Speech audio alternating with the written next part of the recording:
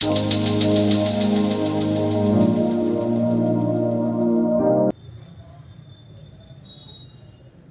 Students, एक बार फिर से आपका स्वागत है स्टडी सॉल्यूशन क्लासेस के अंदर। आज की जो क्लास है उसके अंदर अपन बात करने वाले हैं बेटा, हमने पिछले क्लास के अंदर अलैंगिक जनन को कंप्लीट कर लिया था, कंप्लीट रूप से उसका टॉपिक कंप्लीट हुआ था। अब आगे बात कर रहे हैं अपन लैंगिक जनन की।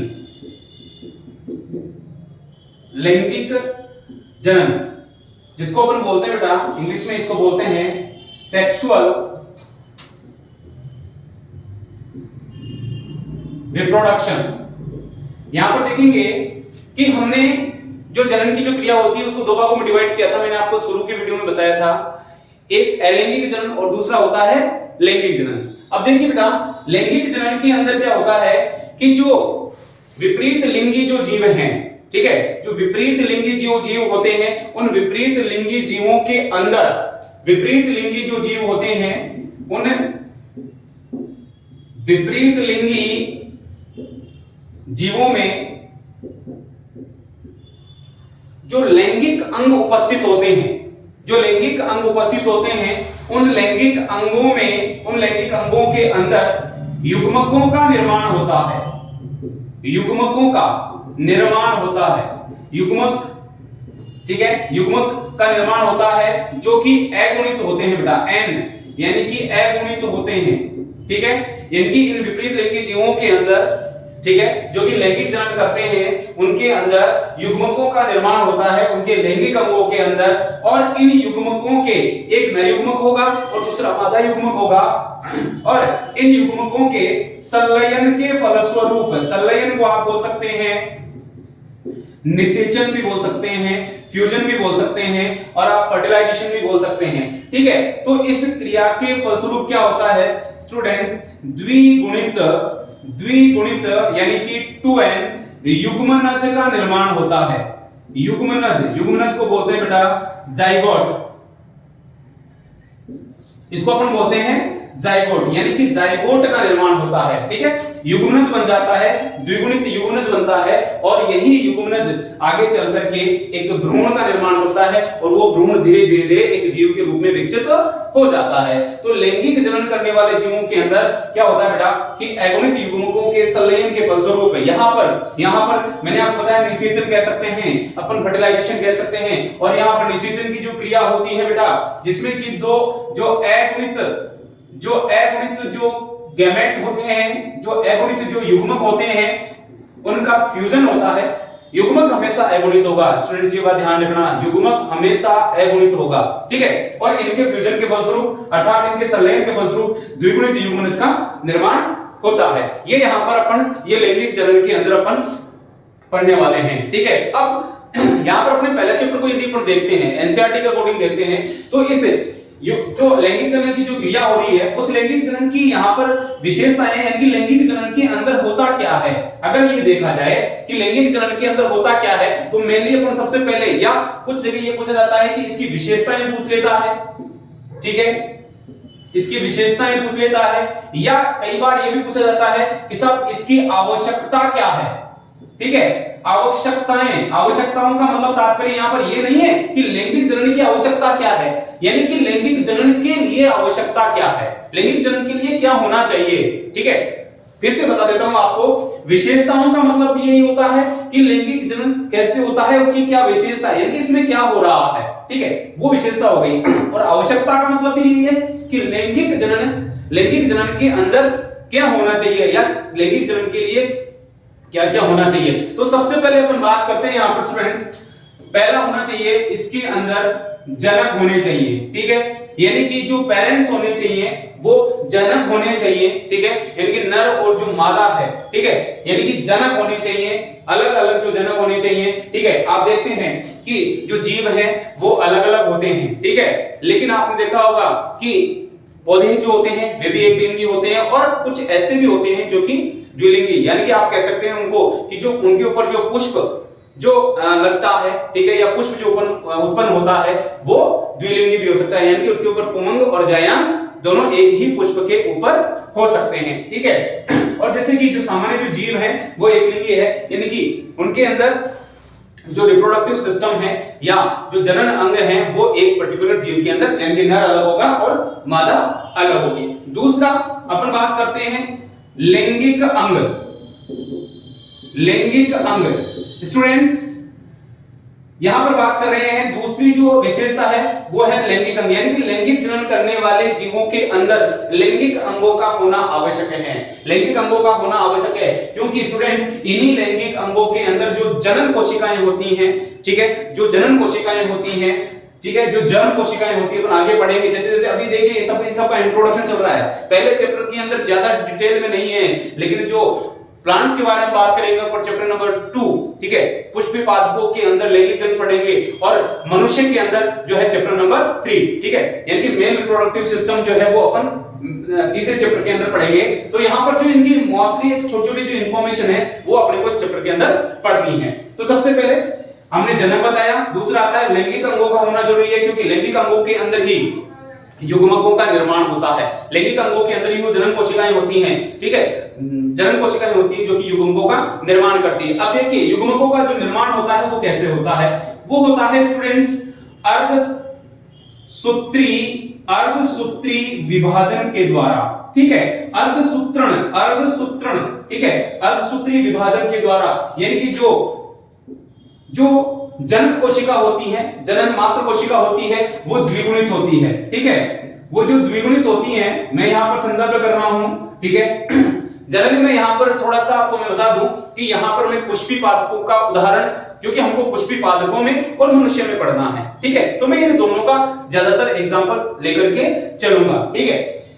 तो यहां पर द्विगुणित होती हैं और इसके अंदर क्या होता है कि जब अर्धसूत्री विभाजन होता है, आप जानते हैं कि पहले एन होगा, ठीक है, अर्धसूत्री विभाजन फर्स्ट हुआ और उसके बाद अर्धसूत्री विभाजन सेकंड। आपने लोगों ने कक्षा 11 के अंदर, ठीक है, कक्षा 11 के अंदर आपने स्टडी करी होगी, और नहीं करी है तो आपको स्टूडेंट्स मैं बता देता हूं कि कुछ समय के अंदर ही हमारे 11th क्लास के वीडियोस भी हम आप लोगों तक पहुंचाने का प्रयास कर रहे हैं कि 11th क्लास की जो एनसीईआरटी है उसकी भी वीडियोस आप तक पहुंचाने का प्रयास कर रहे हैं। लेकिन फिर भी जो लोग 12th की स्टडी कर रहे हैं, ठीक है, मैं उनको बता दूं कि यहां पर क्या होता है बेटा कि ये जो जनन कोशिका होती है, जनन कोशिका होती है, मातृ कोशिका होती है, अर्थात किसी कोशिका में होने वाला वह विभाजन, किसी कोशिका में होने वाला वह विभाजन जिसमें कि गुणसूत्रों की संख्या मातृ कोशिका से, ठीक है, यानी कि संतति कोशिकाओं के अंदर ये मातृ कोशिका स्टूडेंट्स, ये मातृ कोशिका और ये संतति कोशिकाएं होती हैं, ठीक है, ये संतति कोशिकाएं होती हैं स्टूडेंट्स। यहां पर ये फर्स्ट अर्धसूत्री विभाजन फर्स्ट और यहां मैंने सेकंड लिखा है, इसलिए 4 बन रही है, अर्थात एक जो जनक कोशिका होती है, एक जो मातृ कोशिका होती है, वो 4 कोशिकाओं का निर्माण करती हैं, ठीक है, 4 संतति कोशिकाओं का निर्माण करती हैं जो कि अगुणित होती हैं। और आपने यहां पर मैं दोबारा सीधी परिभाषा बोल रहा हूं कि अर्धसूत्री विभाजन होता क्या है, यानी कि किसी कोशिका में अर्थात मातृ कोशिका में होने वाला वह विभाजन जिसके फलस्वरूप बनने वाली संतति कोशिकाओं में गुणसूत्रों की संख्या मातृ कोशिका से आधी रह जाए। यहां पर स्टूडेंट्स ये 2n थी और यहां पर n रह जाती हैं। यदि मनुष्य के संदर्भ में अपन देखते हैं तो जो मातृ कोशिका होती है उसके अंदर 46 और जो गुणसूत्र होते हैं स्टूडेंट्स उनके अंदर 23 गुणसूत्र रह जाते हैं, तो गुणसूत्रों की संख्या मातृ कोशिका से आधी हो जाती है, ठीक है स्टूडेंट्स। तो इस प्रकार से एक और पॉइंट अपना यहां पर कंप्लीट हुआ, ठीक है, कि अर्धसूत्री विभाजन इसके अंदर अनिवार्य है। और चौथा पॉइंट आता है बेटा युग्मक, यानी कि इस अर्धसूत्री विभाजन के द्वारा अगुणित युग्मकों का निर्माण होता है, अगुणित युग्मकों का निर्माण होता है। और यही जो युग्मक होते हैं वो निषेचन की क्रिया के द्वारा क्या करते हैं, जाइगोट का निर्माण करते हैं, युग्मनज का निर्माण करते हैं। अगर मनुष्य की बात की जाए तो मनुष्य के अंदर जो नर युग्मक होता है, ठीक है, जो नर युग्मक होता है उसको शुक्राणु कहा जाता है, शुक्राणु कहा जाता है, जो कि चल होता है अर्थात मोटाइल होता है, ठीक है स्टूडेंट्स, मोटाइल यानी कि गतिशील होता है, ठीक है। और जो मादा युग्मक होता है उसको अपन अंडाणु बोलते हैं, अंडाणु कहा जाता है, जो कि अचल होता है अर्थात उसको नॉन मोटाइल कहा जाता है, यानी कि ये गतिशील नहीं होता है। शुक्राणु गतिशील होता है जबकि अंडाणु गतिशील नहीं होता है। ठीक है, इसके बाद अगला आता है, यानी कि युग्मकों का जब निर्माण हो जाता है तो अगला पॉइंट आता है इसकी विशेषताओं के अंदर निषेचन की क्रिया। निषेचन यानी कि जब युग्मकों का निर्माण हो गया, और आप जानते हैं कि युग्मक हमेशा कैसे होते हैं स्टूडेंट्स, एन यानी कि अगुणित होते हैं। निषेचन की क्रिया की अपन बात करते हैं तो निषेचन के अंदर स्टूडेंट्स यानी कि जो युग्मक, अभी थोड़ी देर पहले मैंने आपको बताया था, जब डेफिनेशन अपन शुरू के अंदर लैंगिक जनन की बात कर रहा था तो मैंने आपको बताया था कि जो युग्मक होते हैं, ठीक है, जो युग्मक होते हैं वो हमेशा अगुणित होते हैं। युग्मक हमेशा अगुणित होते हैं यानी कि n होते हैं। ठीक है, तो एक एक्चुअल में अपन देखते हैं तो गैमेट या युग्मक जो है वो एक प्रकार की कोशिका ही है। ठीक है, ये दोनों कोशिकाएं, एक नर युग्मक होगा और स्टूडेंट्स और एक मादा युग्मक होगा। ठीक है, आपको एक ऐसी डेफिनेशन फर्टिलाइजेशन की ऐसी डेफिनेशन बताने जा रहा हूं, ठीक है, जो कि आपने अभी तक किसी किताब या किसी भी नोट्स के अंदर आपने ये चीज नहीं पढ़ी होगी। ये डेफिनेशन आपको कि बिल्कुल शुरू से लेकर के एंड तक क्लियरिफाई कर देगी कि आप निषेचन के अंदर करने जा रहे हैं और आपको मुंह जबानी हो जानी चाहिए। ठीक है, ये दोनों कोशिकाएं हैं स्टूडेंट्स, और आप जानते हैं कि ये दोनों कोशिकाएं एन हैं, एक नर युग्मक है और एक मादा युग्मक है स्टूडेंट्स। ठीक है, तो अगुणित नर व मादा युग्मकों के, अगुणित नर व मादा युग्मकों के स्टूडेंट्स, ठीक है, परिभाषा बोल रहा हूं कि अगुणित नर व मादा युग्मकों के केंद्रकों के संलयन के फलस्वरूप इनका जो केंद्रक होता है, ठीक है, उनका फ्यूजन होता है। एक्चुअली केंद्रक के अंदर ही अपना अनुवांशिक पदार्थ होता है, तो केंद्रकों का संलयन होना जरूरी है। ठीक है, तो अगुणित नर व मादा युग्मकों के केंद्रकों के संलयन के फलस्वरूप, फ्यूजन हो गया, संलयन के फलस्वरूप द्विगुणित n और n जब इनका फ्यूजन हो जाता है, ठीक है, तो 2n बनता है। तो द्विगुणित यहां पर बनता है स्टूडेंट युग्मनज। ठीक है, स्टूडेंट बनता है युग्मनज बनता है। दोबारा से फिर परिभाषा को रिपीट कर रहा हूं, अगुणित नर व मादा युग्मकों के, अगुणित नर व मादा युग्मकों के केंद्रकों के संलयन के फलस्वरूप द्विगुणित युग्मनज के निर्माण की क्रिया निषेचन कहलाती है। अब इसमें कहीं पर भी आपको ये बताने की जरूरत नहीं पड़ रही है कि किसका फ्यूजन हो रहा है, वो कैसे है और बन क्या रहा है। ठीक है, तो परिभाषा एकदम सीधी, यानी कि हमने केवल इतना सा एक छोटा सा हमने एक ये आरेख बनाया और इसी से हमने परिभाषा अपने बना ली है। ठीक है, अगुणित नर व मादा युग्मकों के केंद्रकों के संलयन के फलस्वरूप द्विगुणित युग्मनज के निर्माण की क्रिया क्या कहलाती है, निषेचन कहलाती है। तो यहां पर पांचवा पॉइंट अपना कंप्लीट होता है, यानी कि इसकी विशेषता होती है निषेचन। ठीक है, यानी कि निषेचन की क्रिया के बाद जब निषेचन की जब क्रिया हो जाती है तो स्टूडेंट बनता है युग्मनज। ठीक है, यानी कि निषेचन की अगर लैंगिक जनन है तो युग्मनज का निर्माण होगा और युग्मनज होगा स्टूडेंट 2n होगा, जिसको अपन बोलते हैं जाइगोट बोलते हैं। ठीक है, जिसको अपन क्या बोलते हैं, जाइगोट बोलते हैं। ये द्विगुणित युग्मनज का निर्माण होगा और यही वो युग्मनज होगा जो कि आगे चल के, यही वो युग्मनज होगा जो कि आगे चल के क्या करेगा, एक भ्रूण यानी कि एम्ब्रियो का निर्माण करेगा। ठीक है, एक भ्रूण यानी कि एम्ब्रियो का निर्माण करेगा और वही एक संपूर्ण परिपक्व जीव के अंदर डेवलप हो जाएगा। ठीक है, उसके बाद जैसे ही जीव का निर्माण हो जाता है, जैसे ही जीव का निर्माण हो जाता है और वह जन्म ले लेता है, तो स्टूडेंट्स उसके बाद लैंगिक चरण के अंदर उसकी किशोरावस्था आती है। किशोरावस्था, ठीक है, यानी कि ये रिप्रोडक्शन से पहले की अवस्था है। इसके ऊपर अपन थोड़ा सा आगे और जिक्र करेंगे अभी। ठीक है, यानी कि रिप्रोडक्शन से पहले की अवस्था है जब उसके लैंगिक अंगों का विकास नहीं होता है, लैंगिक अंगों का विकास नहीं होता है। किशोरावस्था के बाद आप एक चीज देख सकते हैं, ये सारी विशेषताओं के बाद एक चीज और बता देता हूं बेटा कि लैंगिक जनन है वो एक धीमी प्रक्रिया है।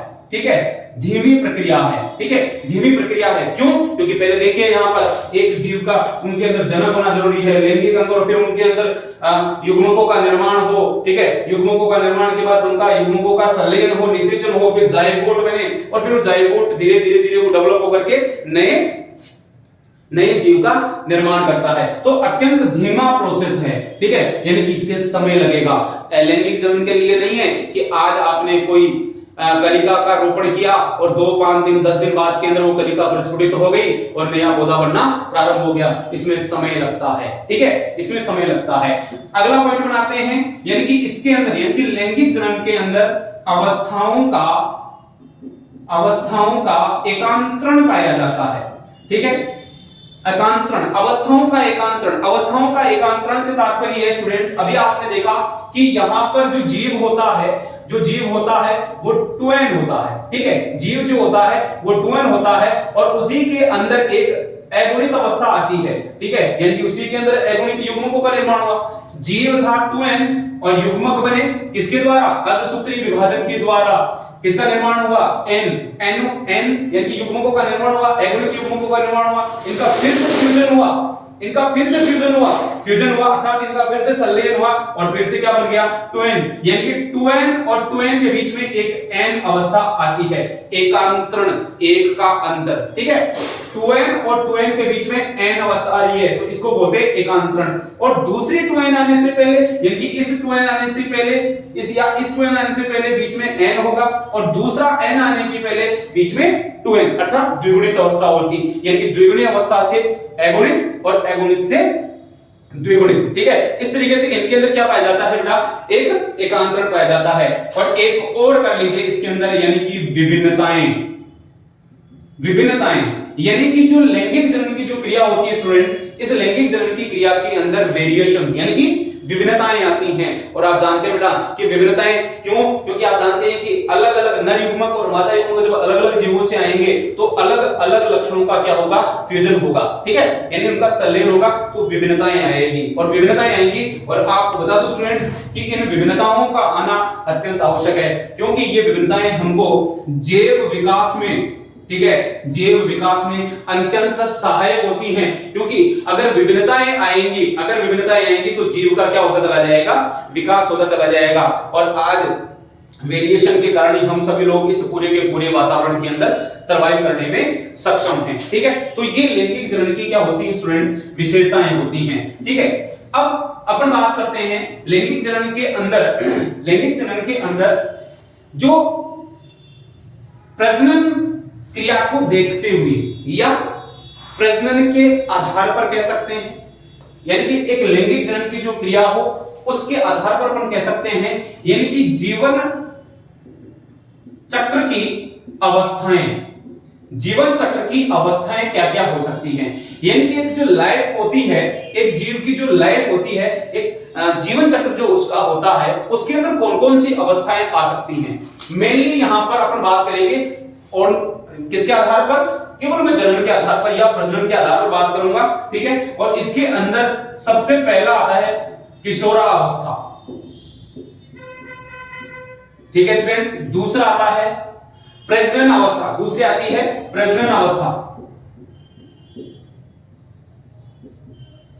और स्टूडेंट तीसरी आती है जीर्णावस्था। एक बार मैं तीनों को बता देता हूं, फिर उसके बाद अपन इसके ऊपर थोड़ा डिस्कशन करेंगे। किशोर अवस्था, एक जब जीव जन्म ले लेता है तो उसके बाद रिप्रोडक्शन की क्रिया आरंभ हो। रिप्रोडक्शन की क्रिया, प्रजनन अवस्था तो रिप्रोडक्शन ही है, ठीक है, जहां पर की प्रजनन क्रिया होगी, तो उससे पहले की जो अवस्था है वो कहलाती है किशोर अवस्था, ठीक है। प्रजनन अवस्था के अंदर वो जीव क्या करेगा? संपूर्ण वो टाइम जिसके दौरान वो अपने समान संतति को उत्पन्न करेगा। और उसके बाद जीर्णावस्था, यानी कि जब प्रजनन अवस्था समाप्त हो जाएगी, उसके अंदर रिप्रोडक्शन की कैपेसिटी नहीं रहेगी और वो अब धीरे धीरे उसकी कोशिकाएं काम करना बंद कर देगी, धीरे धीरे उसकी जो कार्य की है वो भी कम हो जाएगी, ठीक है। तो उसको आप कहेंगे जीर्णावस्था। अब सबसे पहले मैं बात करता हूं बेटा यहाँ पर किशोर अवस्था। देखिए स्टूडेंट, किशोर अवस्था यानी कि जैसे जैसे एक जीव बड़ा होता है, ठीक है, तो उसकी ग्रोथ बहुत तेजी से होती है, यानी कि यहाँ पर वृद्धि व विकास जो होता है, ग्रोथ एंड डेवलपमेंट जिसको अपन बोलते हैं, वो तीव्र गति से होगा, ठीक है, तीव्र गति से होगा। इसके अंदर मैंने कहा लैंगिक जनन यानी कि प्रजनन के आधार पर बात कर रहा हूं, तो यहां पर लैंगिक अंगों का विकास हो रहा होता है, ठीक है, हो रहा होता है, यानी कि यहां पर लैंगिक अंगों का विकास हो रहा होता है, संपूर्ण नहीं होता है। ध्यान रखना, लैंगिक अंग पूर्ण रूप से विकसित नहीं होते हैं, ठीक है। लैंगिक अंग पूर्ण रूप से विकसित नहीं होते हैं और यहाँ पर उसकी वृद्धि और जो विकास है वो तीव्रता के साथ, उसकी ग्रोथ है वो बड़ी तीव्रता के साथ होती रहती है, ठीक है। उसकी कार्य की बहुत तेज होती है, ठीक है। और इसके अलावा अगर हम बात करें यदि पादपों में देखा जाए स्टूडेंट, तो इसको अवस्था को कहा जाता है स्टूडेंट्स कायिक अवस्था कहते हैं इसको, ठीक है। इसको कायिक अवस्था कहते हैं। पादपों के अंदर जो किशोरावस्था होती है उसको कहा जाता है कायिक अवस्था, यानी कि जहां एक ऐसी, आप जानते हैं, आप समझ जाएंगे, यानी कि पादपों की एक ऐसी अवस्था जहां पर कि उसके अंदर पुष्प नहीं आते हैं, जहां पर कि उसके ऊपर पुष्प नहीं आ रहे हैं, क्योंकि आप जानते हैं कि पुष्प क्या है, लैंगिक जनन का, यानी कि लैंगिक अंगों को धारण करने, लैंगिक जनन का मुख्य अंग है और लैंगिक अंगों को धारण करता है। तो जब तक पादपों के अंदर पुष्प नहीं आते हैं तो आप इसको क्या करते हैं, आप इसको कहते हैं कायिक अवस्था, ठीक है। तो ये यहाँ पर अपना किशोरावस्था की बात हुई, ठीक है। उसके बाद अपन मैं बात करता हूं प्रजनन अवस्था की स्टूडेंट्स, ठीक है। प्रजनन अवस्था की बात करता हूं तो प्रजनन अवस्था के अंदर देखिए, यानी कि ये वो समय है जब लैंगिक अंगों का पूर्ण रूप से विकास हो चुका होता है, ठीक है। लैंगिक अंग जो है वो पूर्ण रूप से विकसित हो चुके होते हैं, अर्थात यहां पर उसके अंदर प्रजनन क्षमता, ठीक है, प्रजनन क्षमता का पूर्ण रूप से विकास हो चुका होता है। यानी कि इस समय प्रत्येक जीव जो है प्रजनन अवस्था के दौरान प्रत्येक जीव जो है वो अपने समान संतति उत्पन्न कर सकता है, ठीक है। और यहां पर थोड़ी सी जो वृद्धि है, ठीक है, जो थोड़ी सी वृद्धि जो है वो धीमी पड़ जाती है, ठीक है, थोड़ी सी धीमी पड़ जाती है। और इसका जो आरंभन होता है, इसका जो स्टार्ट होता है स्टूडेंट्स, मैं आपको बता दूं, इसका जो स्टार्ट होता है, यानी कि जो प्यूबर्टी एज है, वो प्यूबर्टी एज जो है वो स्टार्ट होती है यहां, यानी कि सॉरी, इसका जो प्रजनन अवस्था है वो प्यूबर्टी एज से यहां पर ये आरंभ हो जाती है, ठीक है। प्यूबर्टी एज, ठीक है, जिसको अपन बोलते हैं यौवना अवस्था, ठीक है। यौवना अवस्था से इसका आरंभन होता है, प्रजनन अवस्था आरंभ होती है प्यूबर्टी एज से, ठीक है। अपन इसको और डिटेल में पढ़ेंगे कि प्यूबर्टी एज क्या होती है जब चैप्टर नंबर 3 आएगा, लेकिन मैं यहां पर बता दूं, यानी कि यौवनावस्था का मतलब होता है जहां से भी प्रजनन क्रिया आरंभ हो चुकी है, अर्थात उसके अंदर पूर्ण रूप से लैंगिक अंगों का पूर्ण रूप से विकास हो चुका है, प्रजनन क्षमता का विकास हो चुका है, वो अपने समान संतति उत्पन्न कर पाने में सक्षम होते हैं, ठीक है, उत्पन्न कर पाने में सक्षम होते हैं। अब देखिए बेटा, यहां पर यदि पुष्पी पादपों की, यदि प्लांट्स की बात की जाए, ठीक है, प्लांट्स की बात की जाए, यदि पादपों की बात करते हैं अपन, ठीक है, यहां पर यदि अपन पादपों की बात करते हैं तो यहां पर इनको दो भागों में डिवाइड किया गया है स्टूडेंट्स। एक तो होते हैं मोनोकार्पिक, ठीक है, और एक दूसरे स्टूडेंट्स होते हैं पॉलीकार्पिक, ठीक है। एक होता है मोनोकार्पिक और दूसरा होता है पॉलीकार्पिक। देखिए स्टूडेंट्स, पहले बात करूंगा मोनोकार्पिक। मोनोकार्पिक का मतलब होता है कि ये वे पौधे हैं, ये वे पौधे हैं जो कि एक वर्ष में केवल एक बार ही पुष्प धारण करते हैं, ठीक है। और उसके बाद स्टूडेंट्स ये खत्म हो जाते हैं, मृत हो जाते हैं, ठीक है। एक बार पुष्प धारण करेंगे और उसके बाद ये क्या हो जाएंगे, मृत हो जाएंगे, ठीक है। उसके बाद ये क्या हो जाएंगे, मृत हो जाएंगे। फॉर एग्जांपल आप देख सकते हैं यहां पर गेहूं है, ठीक है, बाजरा है, ठीक है, मूली है, गाजर है, ये अपन देख सकते हैं जो कि एक वर्षीय, जिसको अपन बोलते हैं कि एक वर्ष के अंदर आपने फसल तैयार करी, फसल ले ली, ठीक है, आपका चावल है, ठीक है, ये आपने क्या किया, एक बार में फसल ले ली। उसके बाद आप देखिए कि गेहूं, बाजरा, ठीक है, इनकी आपने एक बार फसल ले ली तो आप दोबारा उसके ऊपर फल नहीं आता है, दोबारा उसके ऊपर फल नहीं आता है, तो इनको कहा गया है मोनोकार्पिक, इनको कहा गया है मोनोकार्पिक, ठीक है। अब ये देखिए स्टूडेंट्स, यहां पर इस मोनोकार्पिक के अंदर यहां पर मैं यहां पर कुछ सम इंपॉर्टेंट कुछ क्वेश्चंस, दो इंपॉर्टेंट, ठीक है, यानी कि दो चीज इंपॉर्टेंट आपको यहां पर बताना चाहता हूं जो कि अक्सर आपकी, इसको इंपॉर्टेंट आप नोट कर लेंगे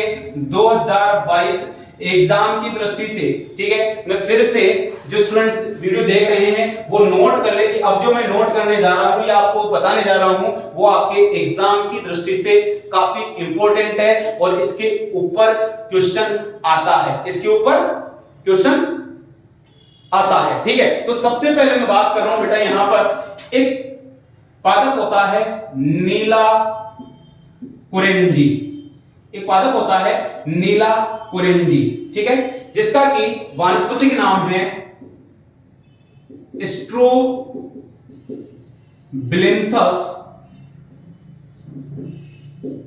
कुंथियाना। मैं दोबारा बोल देता हूं, एक बार रिपीट कर देता हूं, स्ट्रोबिलिंथस कुंथियाना। ठीक है, नीला कुरिंजी का बॉटनिकल जो नेम है वो है आपका स्ट्रोबिलिंथस कुंथियाना। ठीक है, देखिए फ्रेंड्स, ये जो पौधा होता है नीला कुरिंजी जो है, ठीक है, नीला कुरिंजी जो पौधा है ये बहुत ही मशहूर है। ठीक है, बहुत ही मशहूर है। ठीक है, क्यों? क्योंकि इसके अंदर क्या होता है बेटा कि 12 वर्ष में केवल एक बार पुष्प, यानी कि 12 वर्ष में एक बार पुष्प आते हैं। ठीक है, 12 वर्ष में केवल एक बार पुष्प आते हैं और फिर 12 वर्ष बाद फिर पुष्प आएंगे। ठीक है, और कहां पर? अपना जो भारत का केरल, कर्नाटक और तमिलनाडु, ठीक है, ये जो पहाड़ी क्षेत्र हैं, इनका जो पहाड़ी क्षेत्र है उन पहाड़ियों के ऊपर, ठीक है, केरल, कर्नाटक और तमिलनाडु, याद कर लीजिएगा KKT। ठीक है, KKT। ठीक है, हमने एक, जैसे आप IPL देखते हैं, ठीक है, IPL देखते हैं, हमने नीला कुरिंजी के रूप में एक IPL की टीम उतारी थी, KKT। ठीक है, KKT याद रहेगा, Kerala, Karnataka, Tamil Nadu, KKT short form है। याद करने का तरीका है KKT के अंदर। ठीक है, और इस दौरान 12 वर्षों के अंदर इसके अंदर स्टूडेंट्स एक बार पुष्प आते हैं। पिछली बार लेटेस्ट जो पुष्प देखे गए थे वो 2018 के अंदर, वर्ष 2018 के अंदर पुष्प देखे गए थे, और अब 12 वर्ष बाद फिर पुष्प आएंगे, तो तय करीबन मान लीजिए कि 2030 के अंदर शायद ये पुष्प फिर देखने को मिले। ठीक है, इसके अंदर क्या होता है कि जो नीले पुष्प आते हैं और उससे पूरी की पूरी जो वादियां हैं, पूरी की पूरी जो पहाड़ियां हैं वो एकदम से ढक जाती हैं और वहां पर पर्यटकों का आगमन बहुत ज्यादा अच्छा होता है। ठीक है, पर्यटकों का आगमन बहुत ज्यादा अच्छा होता है और इसी से क्या होता है कि हमारा जो टूरिज्म है वो काफी बढ़ जाता है। टूरिज्म जो होता है वो काफी बढ़ जाता है। ठीक है, इसके बाद याद रहेगा, इसके बाद आता है स्टूडेंट्स, अपन बात करते हैं इसके एक और एग्जांपल की मैं बात करूं। ठीक है, यहां पर मैं इसको उठा देता हूं, यहां से ये आपने उतार लिया होगा मैं इसको। एक अपने यहां पर पौधा होता है बांस का, अगर आपको पता हो, ठीक है, तो अपने बांस का एक पौधा होता है, ठीक है, जिसको मेलोकाना बोम्बूसाइडी, बांस का जो पौधा होता है जिसको अपन बोलते हैं मेलोकाना बोम्बूसाइडी। ठीक है, ये जो बांस, ये भी एग्जांपल इंपॉर्टेंट ध्यान रखना। ठीक है, ये भी इंपॉर्टेंट है, मेलोकाना बोम्बूसाइडी। ठीक है, इसमें क्या होता है स्टूडेंट्स, यानी कि 40 से लेकर के तक करीबन 100 और कुछ लोग तो 120 भी बोलते हैं। ठीक है, यानी कि 40 से लेकर के 40 से लेकर के 100 सालों तक एक बार पुष्प आते हैं। ठीक है, इसके अंदर एक बार पुष्प आते हैं, यानी कि तय करीबन अपने एक व्यक्ति जो है वो अपने जीवन काल में, अगर इसके अंदर पुष्प आ रहे तो अपने जीवन काल में केवल एक बार ही पुष्प दे सकता है, जिसने की अपनी उम्र तय करीबन मान लीजिए कि 70-80 के साल के आसपास अगर गुजारी है तो शायद वो देख सकता है। अपन ये कह नहीं सकते कि श्योरिटी वो देखेगा ही, लेकिन देख सकता है। ठीक है, तो 40 से 100 सालों के बीच में इसके ऊपर पुष्प आते हैं। और आपको बता दो बेटा कि एक बार पुष्प आने के बाद या जब इसके ऊपर पुष्प आ जाते हैं तो उसके बाद ये मृत हो जाते हैं। ठीक है, यानी कि बांस का जो पौधा है वो क्या हो जाएगा, मृत हो जाएगा। कुछ लोग तो ये भी कहते हैं कि साहब इसके ऊपर पुष्पों का आना, यानी कि बांस के ऊपर पुष्पों का आना इसकी मृत्यु का संकेत है कि अब शायद ये डिस्ट्रॉय हो जाएगा। ठीक है, अब ये डिस्ट्रॉय हो जाएगा। तो मैंने आपको दो एग्जांपल बताए, एक आपको बांस का, ठीक है, एक तो इनके दोनों के वानस्पतिक नाम याद कर लेना बेटा। ठीक है, मेलोकाना बोम्बूसाइडी, ठीक है, और एक मैंने आपको बताया था नीला कुरिंजी यानी कि स्ट्रोबिलिंथस कुंथियाना। इन दोनों में से प्रश्न आने की संभावनाएं बनती हैं। ठीक है, और इसके अलावा अगर अपन बात करते हैं बेटा पॉलीकार्पिक जो होता है, ठीक है, यानी कि जो पॉलीकार्पिक होते हैं, मैं मोनोकार्पिक में मैंने आपको बताया कि मोनोकार्पिक जो पौधे होते हैं उनके अंदर केवल एक बार पुष्प आते हैं। ठीक है, केवल एक बार आते हैं। तो पॉलीकार्पिक में पॉली शब्द किसको आइडेंटिफाई करता है बेटा, पॉली यानी ज्यादा, यानी कि जिनके अंदर एक बार से एक बार से ज्यादा पुष्प और फल आ जाएंगे, ठीक है। यानी कि अपने जितने भी जो फल फ्रूट आप देख रहे हैं, आम, सेब, अनार, ठीक है, अमरूद, वो एक पौधा लगा होता है और हर साल उसके ऊपर पुष्प आते रहते हैं और उसके ऊपर फल बनते रहते हैं, ठीक है। तो आप इसके अंदर आम, ठीक है, आम, अमरूद, अनार, सेब, ठीक है, इन सबको आप शामिल कर सकते हैं, जिसको आप काउंट करेंगे किसको, पॉलीकार्पिक, पॉली यानी ज्यादा, ठीक है, और यानी कि पुष्प का धारण करना, उत्पन्न करना, ठीक है स्टूडेंट्स। तो यहाँ पर आपका मोनोकार्पिक और पॉलीकार्पिक आपका कंप्लीट होता है, ठीक है। उसके बाद अब बात करता हूँ स्टूडेंट्स में जंतु प्रजनन की बात करता हूँ, ठीक है। जंतु प्रजननों की यदि अपन बात करेंगे तो जंतु प्रजननों के अंदर क्या होता है स्टूडेंट्स, यदि आप देखते हैं, ये प्लांट रिप्रोडक्शन की बात थी इसके बारे में, अब आता है जंतु प्रजनन की। तो जंतु प्रजनन के अंदर स्टूडेंट्स देखिए, यानी कि दो तरीके से, एक तो होता है स्टूडेंट्स मौसमी, ठीक है, सीजनल जिसको बोलेंगे, मौसमी खाने वाली नहीं रहे, ठीक है, मौसमी यानी कि सीजनल, एक सीजन के अकॉर्डिंग, और एक होता है स्टूडेंट सतत, ठीक है। मौसमी का मतलब होता है यानी कि पर्टिकुलर मौसम के दौरान ही, एक पर्टिकुलर मौसम के दौरान ही इनके अंदर रिप्रोडक्शन की क्रिया होती है या ये संतति को उत्पन्न करते हैं, ठीक है। जंतु प्रजनन के अंदर एक तो हो गए मौसमी, ठीक है, और एक होते हैं सतत। तो मौसमी वो होंगे जो कि पर्टिकुलर समय के दौरान ही, जैसे कि आप एग्जांपल ले सकते हैं, आपने देखा होगा बरसात के मौसम के अंदर मेंढक, इसके अलावा छिपकली, ठीक है, इसके अलावा एक पर्टिकुलर समय के दौरान पक्षी, ठीक है। तो ये सारे के सारे क्या होते हैं स्टूडेंट्स, यानी कि एक पर्टिकुलर समय के दौरान, एक निश्चित समय के दौरान ही इनके अंदर रिप्रोडक्शन की क्रिया होती है। लेकिन अगर हम बात करें यानी कि किसकी, सतत की, तो सतत के अंदर यानी कि लगातार रूप से इनके अंदर क्या होता है, प्रजनन की क्रिया होती रहती है। जैसे कि इसके अंदर जितने भी जो दूध देने वाले, ठीक है, दूध देने वाले दुधारू जो पशु हैं वो इसके अंदर शामिल किया जाएगा, ठीक है। चूहे इसके अंदर आ जाएंगे, खरगोश इसके अंदर आ जाएगा, ठीक है, मनुष्य को भी इसके अंदर शामिल किया जा सकता है। यानी कि सतत यानी कि जनन का कोई समय नहीं होता, ठीक है, इनके अंदर पूरे वर्ष पर्यंत, ठीक है, कभी भी रिप्रोडक्शन की क्रिया हो सकती है और ये अपने संतति को जन्म देते रहते हैं, ठीक है। अब देखिए स्टूडेंट्स, यहां पर बात करने के बाद यानी कि सीजनल और सतत के बाद बात आती है यानी कि जो कि अपरायुक्त, प्लासेंटा युक्त जो मेमेलिया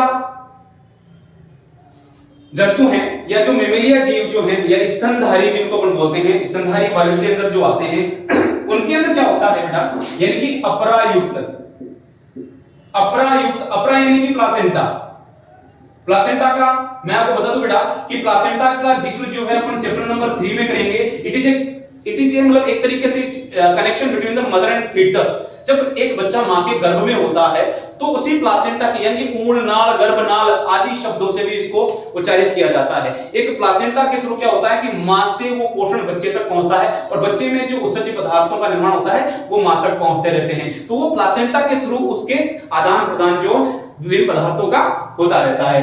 तो प्लासेंटा जो अपरायुक्त जो स्तनधारी है, ठीक है, जो कि मेमेलिया वर्ग आता है अपना, उसके अंदर आप देखेंगे कि जो जीव हैं उनके अंदर अंडाशय के अंदर, ठीक है, अंडाशय की सक्रियता, सहायक नलिकाओं और हार्मोन्स, ठीक है, अंडाशय की सक्रियता, ठीक है, सहायक नलिकाओं और हार्मोनों की अंदर, ठीक है, कौन कौन से, अंडाशय की सक्रियता, सहायक नलिकाओं और हार्मोन्स के अंदर लगातार रूप से क्या होता रहता है स्टूडेंट्स, परिवर्तन होता रहता है। और इन परिवर्तनों के फलस्वरूप क्या होते हैं, वो जो परिवर्तन होते हैं इन परिवर्तनों के फलस्वरूप इन जीवों के अंदर यानी कि लैंगिक जन्म करने वाले जीवों के अंदर दो प्रकार के चक्र पाए जाते हैं, ठीक है, दो प्रकार के चक्र पाए जाते हैं। पहला आता है स्टूडेंट्स जिसको बोला जाता है रज चक्र, ठीक है, रज चक्र बोला जाता है। इसके बारे में अपन यानी कि अंडाशय की सक्रियता, नलिकाओं और हार्मोन्स में जो परिवर्तन आता है, बदलाव आता है, उसके फलस्वरूप एक होता है रज चक्र और दूसरा स्टूडेंट होता है मध्य चक्र, ठीक है। इसको इंग्लिश में बोला जाता है मेंस्ट्रुअल साइकिल और इसको बोला जाता है बेटा ईस्टर साइकिल, ठीक है। इसको मेंस्ट्रुअल साइकिल जिसको कि मासिक चक्र ऋतुस्राव, इन सभी मासिक धर्म,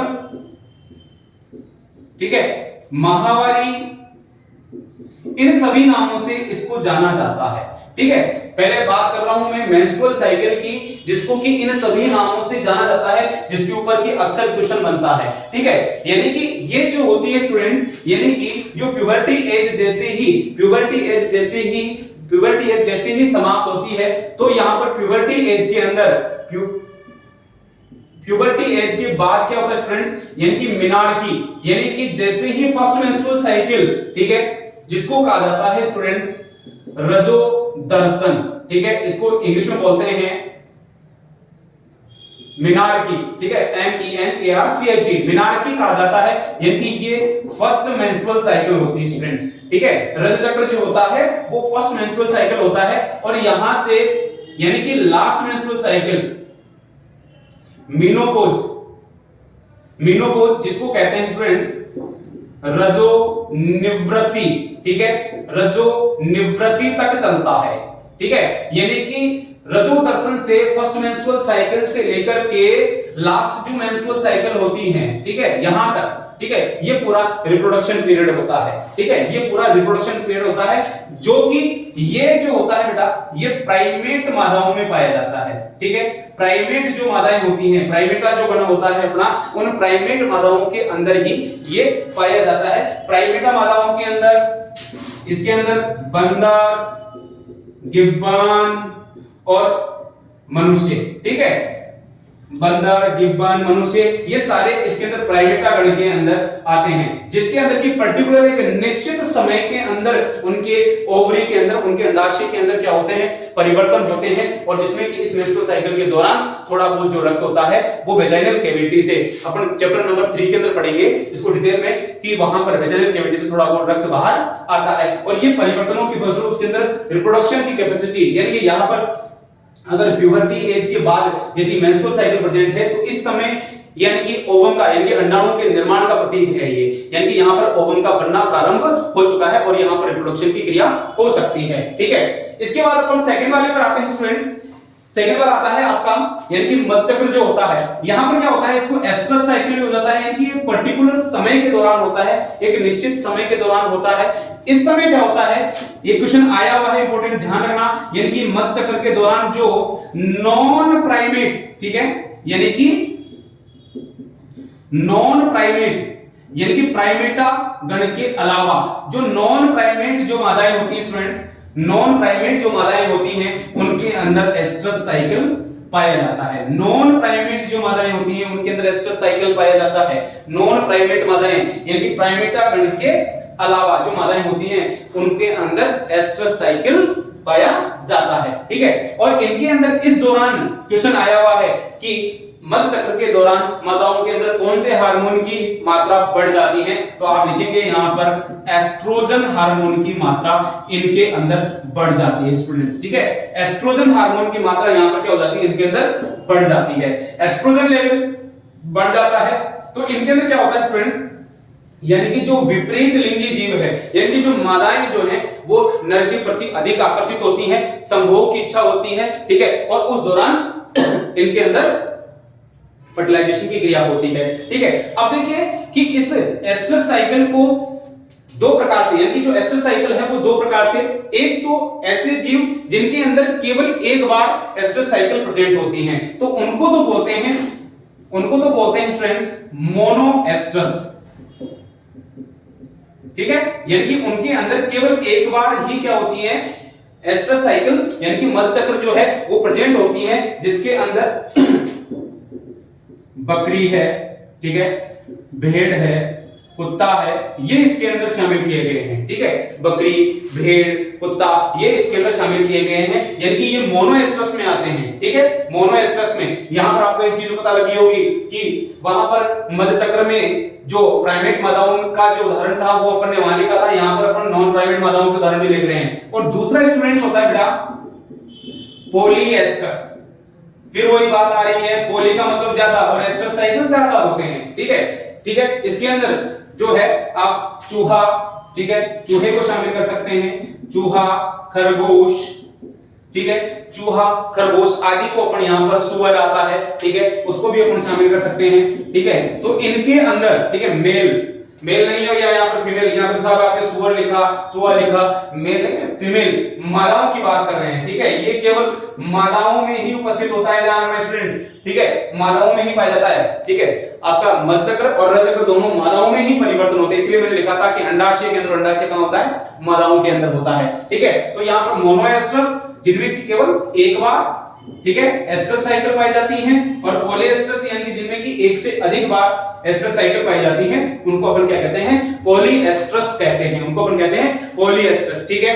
ये यहाँ पर कंप्लीट होता है आपका स्टूडेंट्स, यानी कि अपनी जो प्रजनन अवस्था है वो यहाँ पर अपनी कंप्लीट हो जाती है। और उसके बाद अगला जो टॉपिक आता है, ठीक है, यानी कि जीवन चक्र की अवस्थाओं के अंदर, जीवन चक्र की अवस्थाओं के अंदर तीसरा पॉइंट आता है जीर्णावस्था स्टूडेंट्स। जीर्णावस्था का मतलब होता है यानी कि पोस्ट रिप्रोडक्टिव, इसको अपन बोल सकते हैं पोस्ट रिप्रोडक्टिव,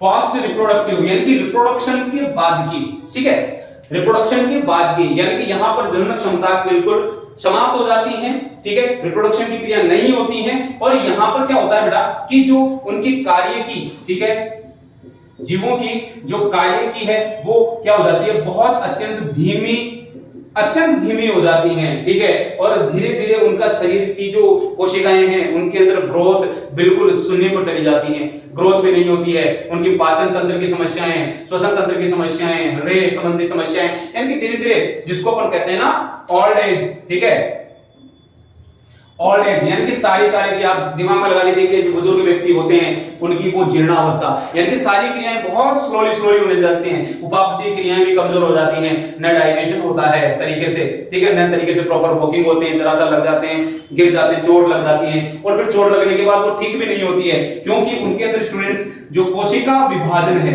ठीक है, जो कोशिका विभाजन है वो बिल्कुल क्या हो गया है, यानी कि जीरो के आसपास ही आ गया है, ठीक है। घाव एक बार घाव हो गया तो वो भर ही नहीं रहा है, तो लगभग जीरो के आसपास आ गया है, बड़ी ध्यान देखभाल करनी पड़ती है। तो ये सारी क्रियाएं यहाँ पर कार्य की संरचनाएं और बॉडी के अंदर अनेक प्रकार की अनियमितताएं यहाँ पर आरंभ हो जाती हैं, तो ये कहलाती है जीर्णावस्था। और जब इसके फलस्वरूप ये सारी क्रियाएं हो चुकी होती है तो प्रत्येक जो जीव है वो मृत्यु की ओर चला जाता है, यानी कि जब शरीर काम नहीं करेगा तो मृत्यु होगी, ठीक है। तो यहां से अपना जो जीवन चक्र है यानी कि वो मृत्यु की ओर चला जाता है, और उसकी जब कार्य की काम नहीं करेगी, शरीर काम नहीं करेगा, क्रियाएं काम नहीं करेगी, तो उसकी क्या हो जाती है, डेथ हो जाती है, ठीक है। तो यहां से आज अपना लैंगिक जनन का जो टॉपिक है वो यहां पर अपना क्या होता है, कंप्लीट होता है स्टूडेंट्स। आज के लिए इतना ही काफी है, ठीक है, थैंक यू। और हमारे चैनल को आप लगातार रूप से अपडेट करते रहिए, अपडेट आप लेते रहिए, क्योंकि यहां से आपको इंपॉर्टेंट क्वेश्चंस, ठीक है, और अब जैसे जैसे लोगों के स्टूडेंट्स के जो कमेंट्स आ रहे हैं उनमें क्वेश्चंस पूछे जा रहे हैं, तो हमारी कोशिश रहेगी कि उनके क्वेश्चंस को या तो क्लास के अंदर जैसे जैसे टॉपिक आते जा रहे हैं उनको सोल्व करके और उनको आंसर बताया जाए, या फिर उनकी हम लोग ये भी सोच रहे हैं कि एक प्रॉपर क्वेश्चंस की एक लिस्ट बना करके उन क्वेश्चनों को सोल्व कराया जाए या उन क्वेश्चंस के आंसर बताया जाए, ताकि आपको एग्जाम के अंदर हेल्प मिल सके, ठीक है। थैंक यू, धन्यवाद।